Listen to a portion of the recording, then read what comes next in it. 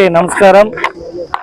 ఏదైతే ఈ forest to PVKN road అయితే ఉందో ఇది ఇప్పుడే మన కలెక్టర్ గారు చెప్పినట్టు అందరి కృషితో, ముఖ్యంగా కలెక్టర్ గారు ఫండ్ మేనేజ్మెంట్ విషయంలో ఫండ్స్ లేకపోయినా కూడా రోడ్డుని ఎలా వేయాలి, అభివృద్ధి ఎలా చేయాలి అని ఒక గైడ్ లైన్స్ ఇచ్చి కమిషనర్, మున్సిపల్ కమిషనర్ గారికి కావచ్చు, పంచాయతీ రాజ్ అధికారులకు కావచ్చు, అలాగే మాతో పాటు కూడా డిస్కస్ చేసి ఏవైతే ఇంపార్టెంట్స్ లాంగ్ పెండింగ్ ఉన్న రోడ్లు కావచ్చు, ప్రజలకి చాలా ఇబ్బందికరంగా ఉండే ఆ కట్టమంచి సాంబయ్యకండిగ రోడ్ని కూడా 1కి 4 సార్లు ఎక్కడెక్కడ ఫండ్స్ ఉన్నాయో చూసి వారి దగ్గర నుండి కూడా అనుకూలంగా ఎంత ఉంటే అంత ఇచ్చి ఇమ్మీడియట్గా మరమ్మతులు చేయమన్నారు.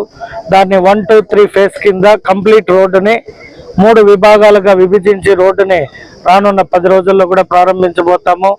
అలాగే ఇంకా అనేక సమస్యల పట్ల, ముఖ్యంగా మన చిత్తూరులో అయితే అభివృద్ధి అంటే 30 సంవత్సరాలుగా రోడ్స్ కానీ, కాలువలు కానీ, రోడ్ వైడనింగ్స్లో కానీ మనం వెనకబడ్డాము. కంపారిజన్ చేసుకుంటే అనంతపురం, నెల్లూరు, కడప, ఒంగోలు, కర్నూలుతో చూస్తే ఎక్కడ కూడా చిత్తూరు పట్టణంలో రోడ్ వైడనింగ్స్ కాలేదు.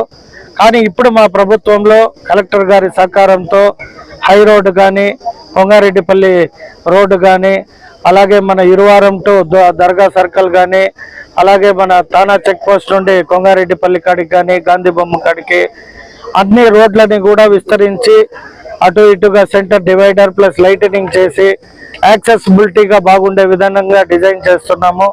కాబట్టి ప్రజలు కూడా అందరూ సహకరిస్తున్నారు. హై రోడ్ విషయంలో ఒకరు తప్పితే ఆల్మోస్ట్ అందరూ కూడా విల్లింగ్నెస్కి వచ్చారు.